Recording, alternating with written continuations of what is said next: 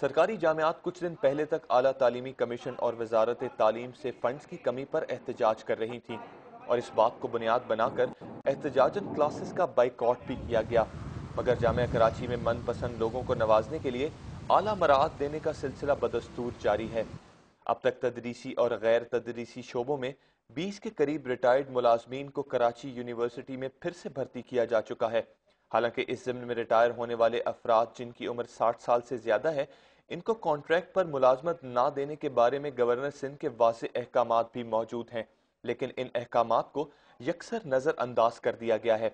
دلچسپ بات یہ ہے کہ بھرتی کیے گئے ان افراد کو پینشن بھی مل رہی ہے اور موجودہ تنخواہیں اور مراعات بھی۔ کراچی یونیورسٹی کی پرو وائس چانسلر شہانہ عروج کا کہنا ہے کہ یہ افراد یونیورسٹی کا اثاثہ ہیں۔ دیکھیے اللیگل ہے یا نہیں یہ تو بات الگ ہے، لیکن میں آپ کو یہ بتاؤں کہ بہت سارے لوگ ہمارے ہاں 35 سال کی سروس کے بعد ریٹائر ہوئے ہیں، اور وہ ایک ان کا ٹرینڈ پیریڈ ہے، ان کے پاس ایک ایکسپیرینس ہے جو کہ ایک نئے کے اوپر پاس نہیں ہوتا ہے، اور ہم چاہتے ہیں کہ نئے لوگوں کو ٹرین کرائیں۔ ان افراد کی بھرتی سے ایک طرف تو جامعہ کراچی 1 کروڑ 20 لاکھ روپے سالانہ کا اضافی بوجھ اٹھا رہی ہے اور دوسری طرف جامعہ کے موجودہ عملے میں بے چینی پائی جاتی ہے۔